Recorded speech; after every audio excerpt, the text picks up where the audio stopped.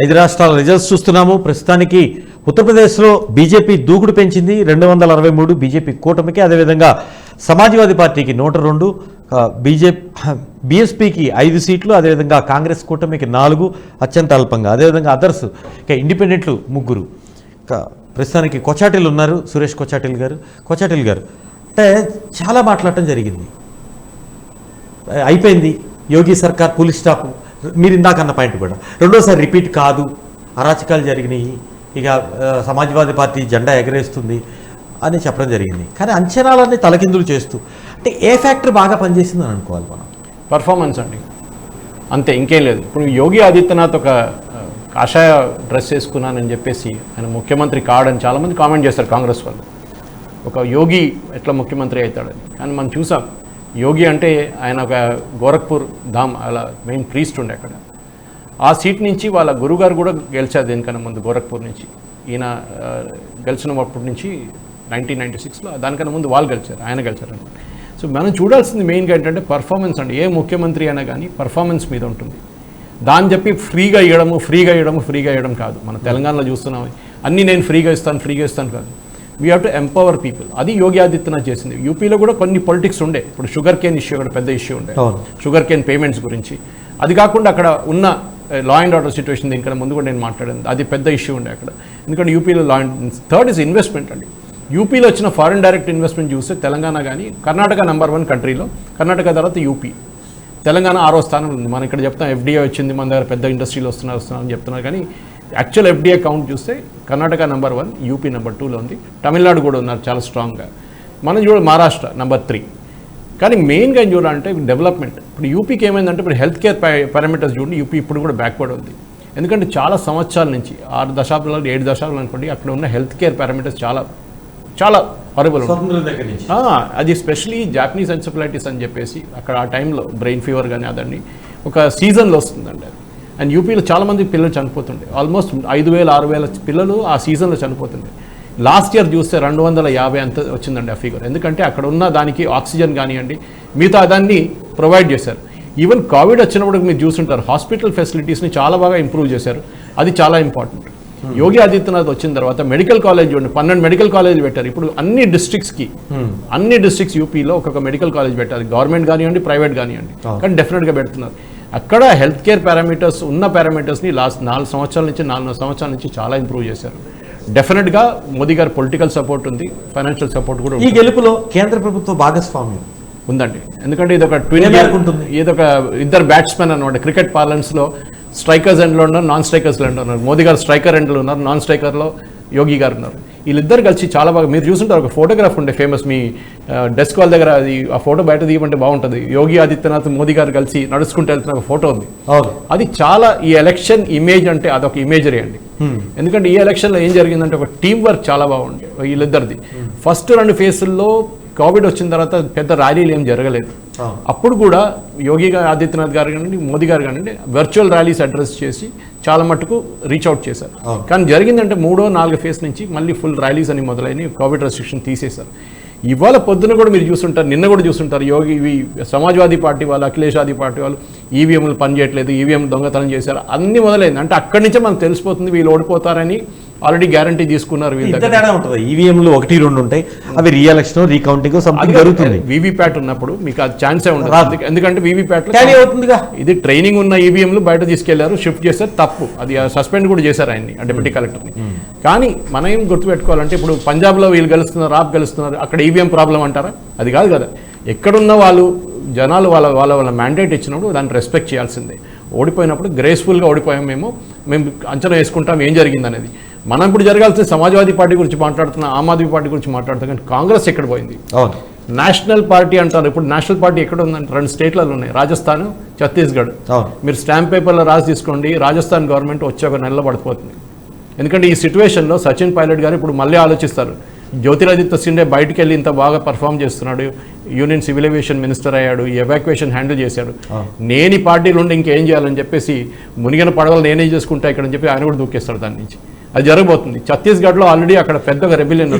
మీ విశ్లేషణలో చిన్న ఇంటరప్షన్, అంటే బీజేపీ మనం ఇందాక అనుకున్నట్లుగా అక్కడ వస్తుందా రాదా, ఎస్పీఏ అసలు మళ్ళీ పతాకం ఎగరేస్తుంది, అది ఇది అన్నారు.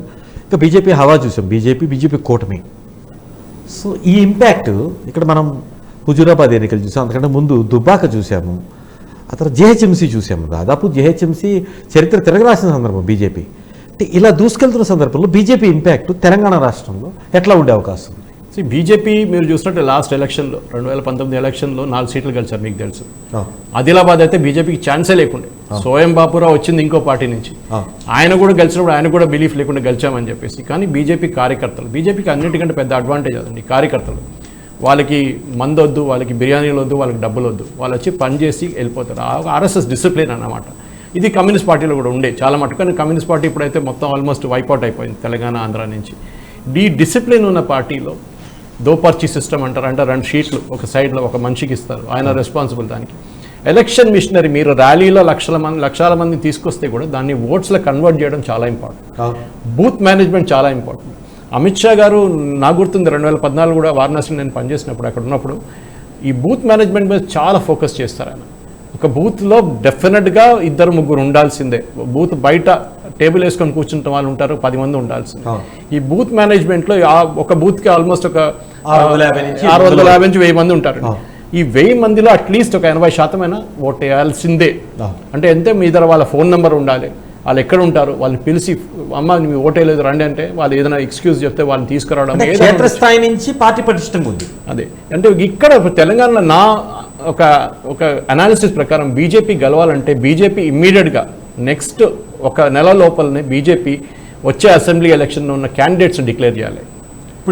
ఇప్పుడే చేయాలి. ఎందుకంటే వాళ్ళకి 1 year టైం దొరుకుతుంది. 1 year కూడా ఉండదండి, ఆల్మోస్ట్ 8 months ఉంటుంది. ఎందుకంటే కేసీఆర్ ముందు అవకాశం ఉన్నాయి. ఎందుకంటే ఆయన ఈ నిరుద్యోగులకు వాళ్ళకి ఇది ఇస్తున్నా అది ఇస్తున్నా అని చెప్పి ఆ ఓట్లు తీసుకుంటాడు. ఎందుకంటే అప్పటిదాకా నోటిఫికేషన్ కూడా ఇష్యూ చేసి దాని ఎఫెక్ట్ ఉండదు. సో నేను ఏమైనా స్టే ఆర్డర్ వస్తే కూడా నేనేం చేయలేను బాబు, నేను తీసుకొచ్చాను, ఆ బీజేపీ వాళ్ళు వెళ్ళి స్టే ఆర్డర్ తీసుకుని అంటారు. సో బీజేపీ నెక్స్ట్ 1 monthలో బీజేపీ లోకల్ క్యాండిడేట్స్ డిక్లేర్ చేస్తే ఏమవుతుందంటే ఈ మోదీ గారి స్కీమ్స్ ఉన్నాయండి, ఆల్మోస్ట్ 54 స్కీమ్లు ఉన్నాయి సెంట్రల్ గవర్నమెంట్. ఇదన్నీ పబ్లిసైజ్ చేయడానికి బీజేపీ డెఫినెట్గా ఎఫర్ట్ తీసుకోవాల్సిందే. వాళ్ళ క్యాండిడేట్స్ పెట్టి రెబిలియన్ ఉంటుందండి. కొంతమంది టీఆర్ఎస్కి వెళ్ళిపోతారు, నాకు టికెట్ దొరకలేదని కొంతమంది పార్టీ నుంచి రిజైన్ చేస్తారు, ఏమైనా ధర్నాలు చేస్తారు. అది చేయనియండి, అది నో ప్రాబ్లం, అది ఎక్కడైనా అది కానీ ఇక్కడున్న తెలంగాణలో ఉన్న అన్ని సీట్లకు బీజేపీ నెక్స్ట్ 1 month అనౌన్స్ చేసి క్యాండిడేట్ అనౌన్స్ చేసి వాళ్ళకు ఒక 8 నెలలు పనిచేయడానికి టైం దొరుకుతుంది. డెఫినెట్గా మోదీ గారి స్కీమ్స్ వాళ్ళ కాన్స్టిట్యున్సీలో ఒక్కొక్క ఓటర్ దగ్గర తీసుకెళ్తే దాని డెఫినెట్గా బీజేపీకి ఎఫెక్ట్ ఉంటుంది. ఎందుకంటే ఒక సైడ్ నుంచి అన్ని ఫ్రీ అని వరాలు ఇసుకుంటూ వెళ్ళిపోతున్నారు కేసీఆర్ గారు. ఇంకొక వైపు నుంచి మనం యాక్చువల్ ఎంపవర్మెంట్ చేస్తున్నాం. లేడీస్కి గ్యాస్, ఎల్పీజీ గ్యాస్ ఇవ్వడం కానివ్వండి, ఇప్పుడు జన్ ఆవాస్ యోజన ఉండండి, స్కిల్ డెవలప్మెంట్ కోసం, ఇదన్నీ బీజేపీ చాలా మటుకు యూజ్ చేస్తారు. యూపీలో కూడా చాలా. ఇక్కడ రాజకీయం మీరు చెప్తున్నారు, అక్కడ గెలిచిన ఇంపాక్ట్ ఏదైతే అక్కడ దూకుడుందో బీజేపీ, ఇక్కడ పబ్లిక్లో కానీ బీజేపీ సానుభూతిపరుల్లో కానీ మార్పు వచ్చే అవకాశం ఉంటుంది, దాని ప్రభావం ఉంటుందంటారా? ఒకటి మేము గుర్తుపెట్టుకోవాలంటే ఇప్పుడు నిర్మల్ లాంటి ప్లేసెస్ తీసుకోండి.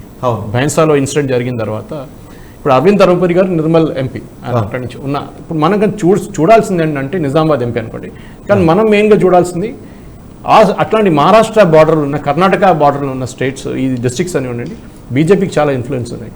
కానీ హైదరాబాద్ సిటీలో ఇన్ఫ్లుయెన్స్, సికింద్రాబాద్ కాన్స్టిట్యున్సీ కిషన్ రెడ్డి గారు ఎంపీ, చాలా రోజుల నుంచి దత్తాత్రేయ గారు ఉన్నారు, దానికన్నా ముందు కూడా బీజేపీ కాన్స్టిట్యున్సీ అది. కానీ బీజేపీకి మిగతా స్టేట్లో కర్నూలు కానివ్వండి, డీకే అరుణ గారు ఉన్నారు, పవర్ఫుల్ లీడర్ అక్కడ, జితేందర్ రెడ్డి గారు ఉన్నారు, వీళ్ళందరినీ తీసుకొని బీజేపీ నెక్స్ట్ 1 month లోపల ఈ అన్ని క్యాండిడేట్స్ డిక్లేర్ చేస్తే వాళ్ళు సెంట్రల్ గవర్నమెంట్ ఫండింగ్ అన్ని తీసుకొస్తారు. ఇప్పుడు 2 bedroom హౌసెస్ ఉంది, దాంట్లో సెంట్రల్ గవర్నమెంట్ ఫండింగ్ ఉందండి. దాంట్లో ఈ ఫండింగ్ అంతా ఎంత ఇస్తున్నారు, ఏమి ఇస్తున్నారు అని క్లియర్గా వెళ్ళి ఓటర్కి ఎక్స్ప్లెయిన్ చేస్తే బీజేపీకి అడ్వాంటేజ్ ఉంటుంది. కమ్యూనికేషన్ బీజేపీకి ఒక పెద్ద వీక్నెస్ తెలంగాణలో, అది ఇంప్రూవ్ చేయాలి చాలా మటుకు.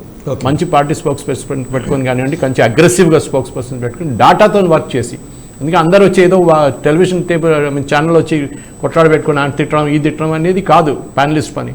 అక్కడ వచ్చిన తర్వాత మీ దగ్గర మీరు ఏం చేశారని డేటా ఇవ్వండి క్లియర్గా, మేము ఇది చేసాం. అది బీజేపీ వాళ్ళ దగ్గర ఉంది డేటా, అది వాళ్ళు యూజ్ చేయాలి. నెక్స్ట్ 1 month లోపల అన్ని కాన్స్టిట్యున్సీలు క్యాండిడేట్ డిక్లేర్ చేస్తే బీజేపీ వాళ్ళకి 8 నెలలు సాలిడ్ గ్రౌండ్ వర్క్ చేయొచ్చు. దాని ప్రభావం డెఫినెట్గా వచ్చే ఎలక్షన్ మీద ఉంటుంది. ఆ ప్రభావం ఉంటుంది, డెఫినెట్గా ఉంటుంది. అది చేయాల్సిందే, అది ఒక స్ట్రాటజీ. కేసీఆర్ కూడా సర్ప్రైజ్ అయిపోతున్నాడు, ఎందుకంటే ఆయన ఆల్రెడీ డిక్లేర్ చేశారు, మేము మా క్యాండిడేట్ డిక్లేర్ చేయబోతున్నాం. నేను అదే అడగబోతున్నాను. నిన్న ఇదే ప్యానల్లో మీరు ఉన్నారు, ఏదైతే ఉద్యోగాల భర్తీకి సంబంధించి ఆయన అసెంబ్లీలో తెలియజేయడం జరిగింది. ఆ ప్రకటనకి కారణం ఈ 5 రాష్ట్రాల్లో ఎగ్జిట్ పోల్లో ముందుగా తెలియటం, బీజేపీ విజృంభణ ఉంటుంది, దాని ఇంపాక్ట్ తెలంగాణ మీద ఉంటుంది అని ముందుగా 90,000 ఉద్యోగాల ప్రకటన మనం చేయడం జరిగింది అనుకోవచ్చా? ఆయనకి ఏంటంటే ఇప్పుడు ఒక పాయింట్ లేదు, ఎందుకంటే 2 bedroom హౌసెస్ అంటే ఎంత చెప్పి మాట్లాడుకుంటాం, చాలా పెద్ద టార్గెట్ ఉంటే దాంట్లో 10% కూడా అచీవ్ చేయలేదు వీళ్ళు దాకా. మేబీ ఎలక్షన్ దాకా 30% దాకా వెళ్తుంది. కానీ కేసీఆర్కి మెయిన్ కాన్సెప్ట్ మనకు అందరూ తెలుసు, ఇండియాలో 65% population below the age of 35 ఉన్నారు. తెలంగాణలో ఉద్యోగం అని 8 సంవత్సరాలు 7 సంవత్సరాలు చెప్పుకుంటూ వస్తున్నారు వీళ్ళు, కానీ ఆ యాక్చువల్ ఉద్యోగం రావడం అది ఇంకా ఖాయం లేదండి. అది ఎప్పుడు వస్తుందో చెప్పలేము. అది వీళ్ళు చెప్పేసుకున్నారు, అంతే మాట్లాడుకున్నారు, దాని నోటిఫికేషన్ రావాలి, చెప్పినట్టు నేను మాట్లాడినట్లు ఎగ్జామ్ నడవాలి, ఎగ్జామ్ తర్వాత రిజల్ట్ రావాలి, దానికి ఎప్పుడైనా కోర్టుకి వెళ్తే స్టే ఆర్డర్ వచ్చి అది అక్కడ ఆగిపోతుంది మొత్తం ప్రాసెస్. కానీ ఇక్కడ ఉద్యోగంలాగా అవుతుంది అది డెఫినెట్గా. ఇప్పుడు రెగ్యులరైజేషన్ అంటున్నారు, అది కూడా కాదు, ఎందుకంటే కోర్టు ఆల్రెడీ స్టే ఉంది, supreme court, you cannot regularise contract jobs అని చెప్పేసి. కానీ ఇది ఒక పబ్లిక్ కన్సంప్షన్, ఎందుకంటే ఇది టెలివిజన్ ఛానల్ ఏజ్ అండి. ఆయన అసెంబ్లీలో మాట్లాడుతూ 12-14 ఛానల్ వారిని చూపిస్తారు, స్పీచ్ చూపిస్తారు, అన్ని ఇంట్లోకి వెళ్తుంది అది. సో దాని ఇంపాక్ట్ వాళ్ళు ఏమనుకుంటే ఉద్యోగం వచ్చేస్తుంది. కానీ మనం ఒకటి గుర్తుపెట్టుకోవాలి, తెలంగాణలో ఆల్మోస్ట్ 24 లక్షల మంది ఎడ్యుకేటెడ్ యంగ్స్టర్స్ ఉన్నారు అన్ఎంప్లాయిడ్గా. దాంట్లో మీరు ఎంతమందికి ఇస్తున్నారండి ఉద్యోగం? 80,000 మందికి. అప్పుడు ఏమవుతుందంటే ఆ 21 లక్షల మంది, ఇంకా దాని నుంచి 21 లక్ష తీసేసేయండి, 20 లక్షల మంది రేపు ఉద్యోగం రాకుండా ఏం చేస్తారు? వాళ్ళు మీ మీద మీ అగేన్స్ట్ ఓట్ చేస్తారు, డెఫినెట్గా చేస్తారు. అది బీజేపీ కాంగ్రెస్ వీళ్ళందరూ ఎక్స్ప్లాయిట్ చేస్తారు డెఫినెట్గా. ఎందుకంటే వాళ్ళు ఈ నిరుద్యోగులు చెప్తారు, బాబు చూడు కేసీఆర్ మీకు ఉద్యోగం వచ్చాడా? లేదు కదా, డబ్బులు ఉన్నోడికి ఉద్యోగం వచ్చేసింది, వాడు లంచం ఇచ్చేసి ఉద్యోగం తీసుకున్నాడు అని చెప్పేసి డెఫినెట్గా అలిగేషన్స్ రాబోతుంది. అది ఉంటుంది కూడా చాలా మటుకు, స్పెషలీ నేను చెప్పకూడదు కానీ పోలీసు, ఎక్సైజ్ ఇట్లాంటి పోస్ట్కి చాలా మటుకు ఫేవరెటిజం ఉంటుంది దాంట్లో. ఎందుకంటే ఎక్కడెక్కడ ఇంటర్వ్యూలు ఉన్నాయో అక్కడెక్కడ ఛాన్స్ ఉన్నాయి అన్నమాట ఈ బ్రైబరీకి. అప్పుడు మనం ఏం చేయాలంటే మెయిన్గా ఇప్పుడు నెక్స్ట్ వచ్చే ఎలక్షన్ తెలంగాణలో ఫ్రీబీస్ అనే కల్చర్, తమిళనాడుని మొత్తం ముంచేసిన కల్చర్ ఇది, ఈ ఫ్రీబీ కల్చర్. అక్కడ జయలలిత వచ్చినప్పటి నుంచి మిక్సీలు వేయడము, గ్రైండర్లు వేయడము, ఫ్యాన్లు వేయడము, రెఫ్రిజిరేటర్లు, ఈ కల్చర్ కాదండి. మీరు ఎంత మటుకు ఫ్రీ ఇస్తారు, అది మీ పాకెట్ నుంచి ఇవ్వట్లేదు, మీరు జనాలు కట్టే ట్యాక్సెస్ నుంచి ఇస్తున్నారు. మీరు చేయాల్సింది ఏంటంటే టాలెంట్ ఉన్న వాళ్ళకి ట్రైనింగ్ అదేంటండి. ప్లంబర్ అయితే ప్లంబర్ ఒక రోజుకి 2,000 రూపాయల దాకా సంపాదిస్తాడండి, 1,000 రూపాయలు 2,000 రూపాయలు. సాఫ్ట్వేర్ ఇంజనీర్కి ఇక్కడ 1,80,000 మంది పాస్అవుట్ అవుతారు every year engineering college Telangana. ఎంతమందికి ఉద్యోగం వస్తుందండి? ఆ స్కిల్ గ్యాప్ చాలా పెద్దది. ఎందుకంటే కమ్యూనికేషన్ స్కిల్స్ లేదు వాళ్ళకి, ఎస్పెషల్లీ రూరల్ బ్యాక్గ్రౌండ్ నుంచి వచ్చే పిల్లలకి కమ్యూనికేషన్ స్కిల్స్ లేదు. అట్లాంటి పిల్లలు ట్రైనింగ్ ఇవ్వాల్సింది. సో యోగి ఆదిత్యనాథ్ గవర్నమెంట్ ఇప్పుడు మీరు చూస్తే అక్కడ పర్ఫార్మెన్స్ మ్యాటర్స్ అనమాట. ఎవరు డిస్ప్యూట్ చేయరు. ఇప్పుడు అంటారు కమ్యూనల్ ఓట్ అంటారు, కమ్యూనల్ ఓటు స్ప్లిట్టింగ్, అది కన్సాలిడేషన్ హిందూ ఓట్ బ్యాంక్, ఒక 10 కాన్స్టిట్యున్సీ 20 కాన్స్టిట్యున్సీలు వచ్చి ఉంటుంది అంత మ్యాక్సిమం. ఖైరానా కానివ్వండి, హత్రాస్ కానివ్వండి, లఖింపూర్ ఖేరి, అట్లాంటి ఒక 5-6 కాన్స్టిట్యున్సీలు ఉండొచ్చు. కానీ మిగతా కాన్స్టిట్యున్సీలు ఏమైందండి? అదే నేను చూస్తాను. పొద్దున ఇవాళ చాలా సెలబ్రేషన్ ఉండొచ్చు కొన్ని ఛానల్లో, specially anti BJP channel. Varanasi నుంచి ఒక first 10 minutes 15 minutes 2 candidates BJP candidate వెనకకు వచ్చేసారు, వాళ్ళు ట్రైనింగ్ ఉన్నారు. వాళ్ళు చాలా పెద్ద పార్టీ చేసుకున్నారు, మోదీ గారు కాన్స్టిట్యున్సీలో ఓడిపోతారో అని. తర్వాత చూస్తే వాళ్ళు లీడ్లో ఉన్నారు వాళ్ళు. సో గోవా విషయంలో కూడా అది జరిగింది డెఫినెట్గా. ఇప్పుడు గోవాలో కూడా మీరు చూస్తుంటారు, ఇప్పుడు మన గోవా చూస్తే గోవా కల్చర్ అది, గోవాలో ఆయారం గయారం కల్చర్ కామన్. నేను చెప్పాను దీంట్లో ముందు కూడా హంగే, ఇప్పుడు హంగ్ అవుతుంది. దాని నుంచి వాళ్ళు కొనుక్కుంటారు, వీళ్ళని కొనుక్కుంటారు, ఇది నడిచే కల్చరే డెఫినెట్గా. కానీ మీరు ఉత్తరాఖండ్లో చూడండి, ఇప్పుడు లేటెస్ట్ స్టేటస్ ఉత్తరాఖండ్ దీని స్టేటస్ మీకు చెప్తాను. బీజేపీ 46 ఉంది కదా, ఇదంట 70లో 46 క్లీన్ విక్టరీ అండి అక్కడ డెఫినెట్గా. రావత్ గారు వాజ్ ట్రైలింగ్ కొంచెం ముందు కాంగ్రెస్ లీడర్. 44 చూపిస్తుంది ఎలక్షన్ కమిషన్ వెబ్సైట్లో. 44 లీడ్ కూటమికి, బహుజన్ సమాజ్ పార్టీకి 2, ఇండిపెండెంట్ 2, కాంగ్రెస్కి 22. సో అక్కడ కూడా వాళ్ళ దగ్గర నుంచి వెళ్ళిపోయిందండి. ఇక మణిపూర్కి వెళ్తే మన మణిపూర్లో కూడా బీజేపీ చాలా మంచిగా పర్ఫామ్ చేశారు. ఆన్ ఇట్స్ ఓన్ 21 అంటే వాళ్ళు డెఫినెట్గా 41-60 సీట్స్లో 30 రావాలి వాళ్ళకి. ఇప్పుడు దాకా 41 సీట్లే రిజల్ట్స్ వచ్చినాయి, రీడింగ్ వచ్చింది. ఇంకా అక్కడ కూడా బీజేపీ ఇండిపెండెంట్ 2 ఉన్నారు. దాని తర్వాత వాళ్ళ X partner NPP, national people party అని ఉన్నారు, వాళ్ళు స్ప్లిట్ అయిపోయారు బీజేపీ నుంచి ఎలక్షన్ ముందు. వాళ్ళు బహుశా తిరిగి వస్తారు మళ్ళీ ఇంకోసారి. సో అట్లాంటి స్టేట్స్లో కూడా, నార్త్ ఈస్టర్న్ స్టేట్స్లో చాలా. నిన్న అస్సాంలో మున్సిపల్ ఎలక్షన్ రిజల్ట్స్ వచ్చినాయండి, కంప్లీట్ వైప్అవుట్. ఏఐడిఎఫ్ అని ఒక ముస్లిం పార్టీ, బంగ్లాదేశ్ నుంచి వచ్చిన సెటిలర్స్ పార్టీ, అది దానితో కాంగ్రెస్ వాళ్ళు టైఅప్ పెట్టుకున్నారు అఫీషియల్గా అసెంబ్లీ ఎలక్షన్కి. వాళ్ళకేం రాలేదు, వీళ్ళకేం రాలేదు, మొత్తం బీజేపీ కొట్టుకుపోయింది కంప్లీట్గా, క్లీన్ స్వీప్. అది ఏం చూపిస్తుందంటే నార్త్ ఈస్ట్లో ఎవరున్నారండి? అస్సాం ముఖ్యమంత్రిగా ఉన్న హిమంత బిశ్వ శర్మ, ఆయన ఎక్కడి నుంచి వచ్చారు? కాంగ్రెస్ నుంచి వచ్చారు. ఎందుకు? రాహుల్ గాంధీ ఆయన ముందు కూర్చోబెట్టి కుక్కలకు బిస్కెట్ పెట్టేసి ఆయనకి ఒక ఛాయ్ కూడా ఆఫర్ చేయకుండా ఆయన దిగే వెళ్ళిపోయాడు, ఇంటి నుంచి బయటకు వచ్చేసాడు. పార్టీ విషయాలు మాట్లాడడానికి వెళ్తే కుక్కకు బిస్కెట్ పెట్టేసి ఏం చేయడం అండి? సో ఒక ఫెయిలియర్ అంటే లీడర్షిప్ ఫెయిలియర్. ఎప్పుడు ఏ పార్టీ అయినా కానీ క్రికెట్ గేమ్ అయినా కానీ ఒక మ్యాచ్ ఓడిపోయి, రెండో మ్యాచ్ ఓడిపోయి, మూడో మ్యాచ్ ఓడిపోయింది, మొత్తం సిరీస్ ఓడిపోయిన తర్వాత నెక్స్ట్ ఇంకొక కంట్రీతో సిరీస్ ఓడిపోయిన తర్వాత కెప్టెన్, ఇప్పుడు చూస్తే విరాట్ కోహ్లీ స్టేటస్ మీరు చూశారు. రాహుల్ గాంధీ అట్లా కాదు కదా, ఆయన ఎన్ని ఎలక్షన్ ఓడిపోయినా కానీ సోనియా గాంధీ, ప్రియాంక గాంధీ, రాహుల్ గాంధీ వీళ్ళు ముగ్గురు మీద ఏ ఇంపాక్ట్ ఉండదు. వీళ్ళు ఏం తప్పు చేయలేదు జీవితంలో. యువరాజ్ ఉండొచ్చు, ఎందుకంటే యువరాజ్ అని టైటిల్ పెట్టుకోవచ్చు అని కాబట్టి, కానీ యువరాజ్ కూడా రెస్పాన్సిబిలిటీ ఉండాలండి. మీరు చూసుంటారు ఏదైనా మన రాజులు అప్పటి నుంచి కల్చర్ చూడండి, మంది ఎవరెవరు పర్ఫార్మెన్స్ వాళ్ళు తరగొట్టేస్తారు అంతే. కానీ రాహుల్ గాంధీ, కాంగ్రెస్ ఎప్పుడు దాకా ఈ ముగ్గురిని పార్టీ నుంచి తీసి బయటపడేది, అప్పుడు దాకా ఈ పార్టీకి ఫ్యూచర్ లేదండి, డెఫినెట్గా లేదు. అది జరగబోతుంది నెక్స్ట్ వచ్చే. ఇప్పుడు ఆల్మోస్ట్ ఇది సెమీఫైనల్ మ్యాచ్ అన్నారు. ఇది ఈ సెమీఫైనల్ మ్యాచ్లో బీజేపీ బాగా పర్ఫామ్ చేస్తుంది. యూపీ లాంటి స్టేట్లో ఇన్ని సీట్లు వస్తే 80 సీట్లో బీజేపీకి డెఫినెట్గా 62, 63 సీట్లు రావచ్చు. లాస్ట్ టైం 74 అనుకుంటారు లాస్ట్ టైం. అంత కొంచెం తక్కువ రావచ్చు ఈసారి. కానీ బీజేపీ డెఫినెట్గా నార్త్ ఈస్ట్లో ఎక్కువ పర్ఫామ్ చేసి అక్కడ కాంపెన్సేట్ చేస్తుంది. తెలంగాణ లాంటి మీరు చెప్పిన స్టేట్స్, గోవాలో కానీ, మణిపూర్ కానీ, చిన్న స్టేట్స్లో ఎక్కువ సీట్లు లేవు. కానీ అట్లాంటి స్టేట్స్లో కూడా బీజేపీ పర్ఫామ్ చేసి, తమిళనాడులో కూడా అన్నామలై లాంటి లీడర్ని పెట్టుకొని బీజేపీ చాలా బాగా పర్ఫామ్ చేశారు. ఎందుకంటే ఆన్ ఇట్స్ ఓన్. ఏంటంటే సౌత్లో ఎప్పుడైనా ఒక కర్ణాటక మినహాయిస్తే మిగతా అంతా డ్రై అనమాట. కానీ అట్లాంటి దాంట్లో కూడా మనం తెలంగాణలో కూడా చూస్తున్నాం. ఇక్కడ మనం దుబ్బాకి గెలవటం, అదేవిధంగా ఇక్కడ హుజూరాబాద్ గెలవటం, అన్నిటికీ మించి హైదరాబాద్లో జిహెచ్ఎంసీలో క్యాల్కులేట్ చేయాలి అసలు ఇంత. అంటే ఇంకోటి కూడా మీకు టైం గ్యాప్ చూస్తే, జిహెచ్ఎంసీ ఎన్నికలు చూస్తే మీకు కరెక్ట్గా నోటిఫికేషన్ ఇచ్చిన తర్వాత ఎన్నికలకి నోటిఫికేషన్స్కి మిడిల్లో 6 days ఓన్లీ కావాలని చేశారు. అదొకటి. మనకు వరదలు వచ్చేసినాయి అప్పుడు, వర్షానికి వరదలు వస్తే వరదల కాంపన్సేషను, మళ్ళీ అది కోర్టు నుంచి రావటం, ఆగిపోవటం, ఈ పీరియడ్ మధ్య క్లీన్ స్వీప్ చేసేస్తాం అనుకున్నారు. అప్పుడు 101 వచ్చాయి కదా టీఆర్ఎస్, కానీ సేమ్ అదే బాటలో వెళ్తాయి అనుకున్నారు. కానీ బిగ్ షాక్ ఏంటంటే బీజేపీ ఆ రోజు ఎక్సలెంట్ పెర్ఫార్మెన్స్ చూపించింది. అంటే ఇప్పుడు ఈ ఎన్నికలు ఈ 4 రాష్ట్రాల్లో అసలు మంచి పెర్ఫార్మెన్స్ ఉంది. దీని ఇంపాక్ట్ ఎట్లా ఉంటుంది ఎన్నికలకి? ఇక్కడ ముందస్తు వస్తే డెఫినెట్గా బీజేపీకి ఇక్కడ ఉన్న లీడర్షిప్కి అదొక పాజిటివ్ ఇండికేషన్, అడ్వాంటేజ్ ఉంటుంది. కానీ నేను చెప్పింది మళ్ళీ రిపీట్ చేస్తున్నాను, బీజేపీ దీని అడ్వాంటేజ్ తీసుకోవాలంటే, ఈ మొమెంటం మెయింటైన్ చేయాలంటే, ఇప్పుడు కేసీఆర్ అన్ని ట్రిక్స్ ట్రై చేస్తాడు. ప్రశాంత్ కిషోర్కి ఆయన ఒక మ్యాజిషియన్ లాగా అనమాట, మొత్తం అన్ని తీసుకొచ్చి మ్యాజిక్ చేస్తూనే ఉంటాడు. ఇది చేయండి, ఇది ట్రై చేయండి, ఇది ట్రై చేయండి, ఇది ట్రై చేయండి అంటాడు. కేసీఆర్ అన్ని ట్రై చేస్తారు డెఫినెట్గా, ఆయన ఇచ్చిన అడ్వైస్ అని. కానీ మనం మెయిన్గా గుర్తుపెట్టుకోవాలి ఏంటంటే, ఇప్పుడు బీజేపీకి ఇక్కడ ఉన్న ఒక పాజిటివ్ ఇంపాక్ట్ క్రియేట్ చేయాలంటే, జిహెచ్ఎంసీ ఎలక్షన్ మీరు చెప్పారు. ఒక టైంలో బద్దంబాల్ రెడ్డి కార్వాన్ నుంచి కలిశారండి.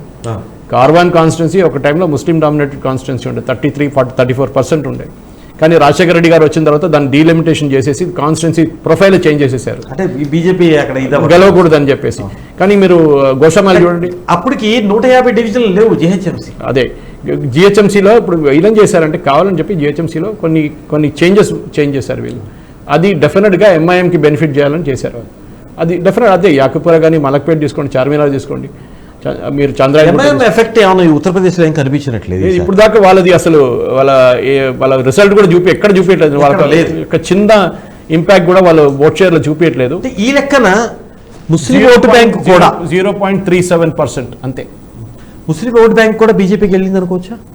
అంటే ముస్లిం ఓట్ బ్యాంక్ అంటే దాంట్లో ఒక మహిళలండి. ఎందుకంటే ట్రిపుల్ తలాక్ అందరు నవ్వారు వీళ్ళ మీద, ట్రిపుల్ తలాక్ ఏం తీసుకొచ్చారు మోదీ గారు అని చెప్పి. కానీ షాబాను కేసు తర్వాత రాజీవ్ గాంధీ అప్పుడు పాజిటివ్గా ముస్లిం ఉమెన్కి వచ్చిన సుప్రీంకోర్టు జడ్జ్మెంట్ని ఈ ముల్లాల ప్రెషర్ మీద వచ్చేసి ఆయన రివర్స్ చేశారు. దాన్ని చేసిన అన్నిటికంటే ఘోరమైనది. ఎందుకంటే ఒక ముస్లిం ఉమెన్కి డైవోర్స్ వచ్చిన తర్వాత ఒక హిందూ ఉమెన్కి ఉన్న ప్రొటెక్షన్ ఆమెకు లేదు.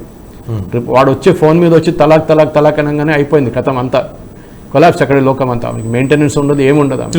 ట్రిపుల్ తలాక్ అది ప్రొహిబిట్ చేసుకుంటే డెఫినెట్గా మోదీ గారు ఒక పాజిటివ్ స్టెప్ తీసుకున్నారు. నెక్స్ట్ స్టెప్ ఈ ఎలక్షన్ ఇంత పాజిటివ్గా వచ్చినప్పుడు నేను అనుకుంటాను ఆర్టికల్ 370 కానివ్వండి, మిగతా లాస్ తీసుకుంటే యూనిఫామ్ సివిల్ కోడ్ రాబోతుంది. చూడండి, ఈ ఎలక్షన్ నెక్స్ట్ లోక్సభ ఎలక్షన్ వచ్చే ముందు యూనిఫామ్ సివిల్ కోడ్ తీసుకురావాల్సిందే. అందరూ మనకు డెమోక్రటిక్ కంట్రీలో ఉన్నాం. నేను షరియా లా ఫాలో చేస్తాను, నేను క్రిస్టియన్ లా ఫాలో చేస్తాను, నేను హిందూ అన్డివైడెడ్ ఫ్యామిలీ, అందరికీ ఒకటే లా. అది మన కామన్ సివిల్ కోడ్ యూనిఫామ్. అది సుప్రీంకోర్టు చెప్పారు, మనం చెప్పలేదు. సుప్రీంకోర్టు స్పెసిఫిక్గా 2-3 జడ్జ్మెంట్లు చెప్పింది, it is time for to bring a uniform civil code. ఎందుకంటే కోర్టులో చాలా కేసులు నడుస్తుంది దీని మీద. కోర్టులు కూడా వెచ్చుకుపోయినా వాళ్ళు చెప్పిన నేను ఎన్ని కేసులు డీల్ చేయాలండి, మీరు యూనిఫామ్ సివిల్ కోడ్ తీసుకొస్తే ఈ కేసులు అన్నీ పోతుంది, ఒకటేసారి మనం డీల్ చేయొచ్చు. ఎందుకంటే దానికి ఒక సపరేట్ పర్సనల్ లా తీసుకొచ్చి డీల్ చేయాల్సి వస్తుంది. ఇప్పుడు అదే చెప్తారు, కేరళలో అరుంధతి రాయ్ వాళ్ళ మదర్ మేరీ రాయ్, ఆమె కేసు ఫైట్ చేసి క్రిస్టియన్ ఉమెన్కి అక్కడ మెయింటెనెన్స్ వాళ్ళకి ఉన్న ఇన్హెరిటెన్స్ ఆఫ్ ప్రాపర్టీ తీసుకొచ్చారు. ఇప్పుడు ఇక్కడ చూడండి మీరు, హిందూ ఉమెన్ కూడా ఒక పెళ్లి అయిన తర్వాత అమ్మాయికి వాళ్ళ ఫాదర్ దాంట్లో ఉంటుందా, ప్రాపర్టీ ఉంటుంది, షేర్ ఉంటుంది. నేను వచ్చిన కేరళ నుంచి, మా కేరళ కస్టమ్ ప్రకారం మ్యాట్రిలీనియల్ నాయర్ మెనన్ హిందూ కమ్యూనిటీ, నేను ఆ కమ్యూనిటీ నుంచి వస్తాను. అక్కడ లేడీస్కి, ఉమెన్కి, పిల్లలకి, గర్ల్ చైల్డ్కి చాలా ఇంపార్టెన్స్, వారసత్వం వాళ్ళ సైడ్ నుంచి అనమాట. కోచాట్ల అనేది మా అమ్మ వాళ్ళ ఇంటి పేరు. సో అట్లా ఆ సైడ్ నుంచి వస్తుంది అనమాట. సో మనం చూడాల్సింది ఏంటంటే ఎంపవర్మెంట్ ఆఫ్ ఉమెన్ చాలా ఇంపార్టెంట్. మోదీ గారు దాని మీద చాలా ఫోకస్ చేశారు. ఇది పబ్లిసిటీ ఎక్కువ బయట రాదు, కానీ ఇప్పుడు అనలైజ్ మీరు చేస్తే ఉమెన్ ఓటర్స్ ఇవాళ ఈవినింగ్ దాకా మనకు ఆ ఓట్ షేర్ కూడా వచ్చేస్తుంది. డెఫినెట్గా ఈ ఉమెన్ ఓట్ షేర్ ఈ ఎలక్షన్లో చాలా ఇంపార్టెంట్. నేను అక్కడికి ఉమెన్ ఓట్ షేర్ పెరగటానికి రీజన్స్ మీరు ఇందా చెప్పినట్లు అడ్మినిస్ట్రేషన్తో పాటు మోడీ పథకాలు ఏమైనా ఉపయోగపడ్డాయా? డెఫినెట్గా అండి. మీరు ఇప్పుడు ఉజ్వల స్కీమ్ తీసుకోండి, అది కాకుండా ఈ ఉమెన్కి సెల్ఫ్ హెల్ప్ గ్రూప్స్కి ఫండింగ్ ఇచ్చారు ఆయన చాలా మటుకు. ఎంపవర్మెంట్ చాలా ఉండే, స్కిల్ డెవలప్మెంట్ కానివ్వండి, ఈ అన్నిటికీ ఉమెన్ మీద ఫోకస్ చేశారు మోదీ గారు.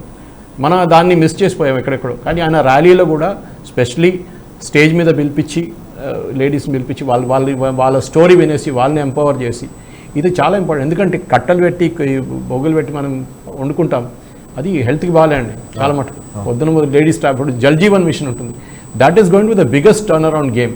ఇప్పుడు మనం మిషన్ భగీరథ అని ఇక్కడ చెప్తున్నాం, కానీ ఈ జల్ జీవన్ అనేది రాజస్థాన్ లాంటి ప్లేస్లో 10-20 కిలోమీటర్లు నడిచి నీళ్ళు తీసుకురావాల్సి వస్తుంది. ఇప్పుడు ఇంటికి వచ్చే ట్యాప్ ఎవరు ఓటేయారండి? దాని తర్వాత మన టాయిలెట్స్ కన్స్ట్రక్షన్, చాలామంది నవ్వారు మోదీ గారి మీద, ఇదేంటి ఇదేనా ఇంపార్టెంట్ కంట్రీలో టాయిలెట్. కానీ ఒక ఉమెన్కి ఒక సెల్ఫ్ రెస్పెక్ట్ ఇవ్వడానికి డెఫినెట్ మన అర్బన్ ఏరియాలో మనం టేక్ ఇట్ ఫర్ గ్రాంటెడ్ అంటాం ఇంగ్లీష్లో, మనది ఉంటుంది, బాత్రూమ్ ఉంటుందని మనకు గ్యారంటీ ఒకటి. కానీ రూరల్ ఏరియాస్లో అది కాదండి. వాళ్ళు రాత్రి అయ్యేదాకా వెయిట్ చేస్తారు, దూరంగా వెళ్ళాలి. ఇది అది లేదు, ఇంట్లోనే కట్టుకున్నారు శౌచాలయం. అది చాలా ఇట్లాంటి చిన్న చిన్న స్టెప్స్ మోదీ గారు తీసుకొచ్చింది. అని ఎంపవర్మెంట్ కేసీఆర్కి మోదీ గారికి డిఫరెన్స్ ఇది. ఎవరైనా అడిగితే ఏంటంటే ఒకటి ఫ్రీ ఇవ్వడము, ఒకటి ఎంపవర్ చేయడం, చాలా డిఫరెన్స్ ఉంది దీని రెండిట్లో. ఏదో నేను ఒక 10 లక్షలు ఇచ్చేసాను, నువ్వు 10 కోట్లు కావాలి తీసుకో అని చెప్పేసి వరం ఇచ్చినట్లు ఇస్తే, ఎంపవర్మెంట్లో కొంత లేట్ అయినా కూడా లాంగ్ రన్ స్టాండర్డ్ జీడిపి పెరుగుతుంది, ఆటోమేటిక్గా వ్యక్తి డెవలప్ అవుతాడు, కుటుంబాలు బాగుపడతాయి. ఎంపవర్మెంట్ అంటే మనం 70 years వేస్ట్ చేసామండి. దాంట్లో 60 years almost Congress party rule చేశారు, 60 సంవత్సరాలు. ఈ ఎంపవర్మెంట్ చేయని, ఈ సోషలిస్ట్ మోడల్ తీసుకొచ్చి, సోవియట్ యూనియన్ తీసుకొచ్చి, ఈ 5-year ప్లాన్లు పెట్టి మనం మొత్తం దేశం సర్వనాశనం చేశాం. కొరియా తీసుకోండి, జపాన్ తీసుకోండి, ఈ 2 countries, Japan specially Nagasaki, Hiroshima bombing తర్వాత మనకి ఇండిపెండెన్స్ వచ్చిన అదే టైంలో వాళ్ళు కూడా సెకండ్ వాళ్ళు ఎంత ఏ స్థాయి మైగ్రేట్ అంటే ప్రపంచానికి టెక్నాలజీని అందించే విధంగా పారిపోయింది. అదే చూస్తున్నాను. మన సెమీ కండక్టర్ ఇప్పుడు మన సెమీ కండక్టర్ మ్యానుఫ్యాక్చరింగ్ ఇండియాలో మాట్లాడుతున్నాం. మొబైల్ ఫోన్ ఇప్పుడు ఇండియాలో ఆల్మోస్ట్ ఎక్స్పోర్ట్ చేస్తున్నాం, మన అన్నిటికంటే పెద్ద ఎక్స్పోర్ట్ మార్కెట్. ఇదంతా ఒక నెహ్రూ గారి టైంలో కానివ్వండి, దాని తర్వాత రాజీవ్ గాంధీ కంప్యూటర్ ఇందాక ఒక మాట, యువత టర్న్ అయ్యారు బాగా అని, యువత ఓటింగ్ కూడా ఉందన్నారు మహిళలతో పాటు. యువత షేరింగ్ ఇవ్వడానికి, బీజేపీని ఓన్ చేసుకోవడానికి, బీజేపీ కూటమిని ఓన్ చేసుకోవడానికి మేక్ ఇన్ ఇండియా పాలసీస్ కూడా ఉన్నాయంటారా? రీజన్ మేకింగ్ ఇండియా కన్నా ఎక్కువ స్కిల్ డెవలప్మెంట్ అండి. ప్రధానమంత్రి కౌశల్ యోజన. ఈ కౌశల్ యోజనలో మీరు ఇప్పుడు హైదరాబాద్ తీసుకోండి, నేను అల్వాల్లో ఉంటానండి, మా ఇంటి దగ్గర ఒక కౌశల్ యోజన సెంటర్ ఉంది. అక్కడ ఏదైనా ఏ స్థాయిలో ఉన్న మంచి అబ్బాయికైనా అమ్మాయికైనా వాళ్ళకి ఆధార్ కార్డు తీసుకెళ్ళి ఇచ్చి, నాకు ఎలక్ట్రీషియన్ కోర్స్ చేయాలంటే ఫ్రీగా తీస్తారండి. కోర్సు ఫ్రీగా కూడా కాదు, దాని తర్వాత వాళ్ళకి ప్లేస్మెంట్ కూడా ఇస్తారు. వాళ్ళకి ప్లేస్మెంట్ రాకపోతే వాళ్ళకి స్టైఫండ్ ఇస్తారు. ఇంత లాంగ్ ప్రొసీజర్లో వాళ్ళకి డెఫినెట్గా బెనిఫిట్ అవుతుంది. వాళ్ళకి ఎలక్ట్రీషియన్ చేసిన తర్వాత నేను ఎయిర్ కండిషన్ చేసి, నాకు తెలిసి చాలామంది పిల్లలు మా దగ్గర చేశారు, మా పని మనిషి వాళ్ళ అబ్బాయి కానీ చాలామంది చేశారు అట్లా. సో మీరు వెళ్ళి అక్కడ ట్రైనింగ్ ఇవ్వడం వీళ్ళకి చాలా ఇంపార్టెంట్. ఎందుకంటే స్కిల్ డెవలప్మెంట్ అనేది అందరు ఐటీ ఇంజనీర్స్ కాలేవండి, అందరు డాక్టర్ కాలేరు. మనం చూస్తున్నాం యూక్రెయిన్లో వెళ్ళి మెడిసిన్ చేస్తున్నారు. కానీ ఎంతమంది పేదోళ్ళ దగ్గర, మన దగ్గర 2.3 crores ఉన్నారు మన దగ్గర వైట్ రేషన్ కార్డ్స్. కానీ కేసీఆర్ గారు అంటారు, కేటీఆర్ గారు అంటారు, మన తెలంగాణ అంటే బంగారు తెలంగాణ. అంటే ఈ డిగ్నిటీ ఆఫ్ లేబర్ అని ఈ సాఫ్ట్వేర్ ఇంజనీర్ శాలరీతో పాటు సమానంగా ప్లంబర్ కూడా సంపాదిస్తున్నాడు ఈరోజు. ప్లంబర్ దొరకడండి, మీకు ట్రై చేయండి, ఒక ప్లంబర్ని పిలవండి. వాళ్ళు మీ ఇంట్లో ట్యాప్ లీక్ అవుతుంది, వాడు అంటే వారం తర్వాత వస్తాను సార్ అంటాడు. కార్పెంటర్ ట్రై చేయండి, వాళ్ళు పొద్దున వచ్చి సాయంత్రం కనిపించాడు మళ్ళీ. అట్లనే ప్రాబ్లం. మనకు కావాల్సిందంటే మనకు ఐటీఐలు అండి, ఐఐటీలు కాదు. ఐఐటీలు కావాలి, డెఫినెట్గా సెటప్ చేసాం. కానీ మనకు కావాల్సింది ఒక డిగ్నిటీ ఆఫ్ లేబర్, అది చాలా ఇంపార్టెంట్. మనం ఏమనుకుంటా ఒక పని చేయడం ఎవరు చేస్తాడు, ఎలక్ట్రీషియన్ పని అంటాడు. కానీ దుబాయ్లో వెళ్ళి ఇదే పని మన వాళ్ళు చేస్తారు, అక్కడ వానికి ప్రాబ్లం లేదు. కానీ ఇక్కడ చేయడం అంటే వాడికి కొంచెం బాధ అనిపిస్తుంది. అది నాకైనా లోవర్ చేశారు అనుకుంటారు. కానీ మన దేశం చేంజ్ అయిందంటారా గతానికి ఇప్పటికీ? చాలా యాటిట్యూడ్ చేంజ్ అయిందండి. ఎందుకంటే సిద్ధపడుతున్నారు చేయడానికి. డిగ్నిటీ ఆఫ్ లేబర్ చాలా ఇంపార్టెంట్. మనం ఒక ప్లంబర్ మన ఇంటికి వస్తే వాళ్ళని ఎట్లా ట్రీట్ చేస్తాం, అది చాలా ఇంపార్టెంట్. వాడు ఆ రెస్పెక్ట్ ఫీల్ అయితే రేపు వాళ్ళ కొడుకుని కూడా అదే జాబ్లో పెడతాడు. కార్పెంటర్ కూడా అదే జాబ్లో పెట్టుకుంటారు, తమ్ముడిని పెట్టుకుంటాడు, తమ్ముడిని పెట్టుకుంటాడు ఉద్యోగం మీద. ఇది మనం చాలా నేర్పియాలి. ఎందుకంటే మన కంట్రీలో అందరికీ గవర్నమెంట్ జాబులు రావండి. హార్డ్లీ 1 or 2%కి గవర్నమెంట్ జాబ్ వస్తుంది. ఈ గవర్నమెంట్ జాబ్ మెయిన్లీ ఎందుకు తీసుకుంటారు? Security wise.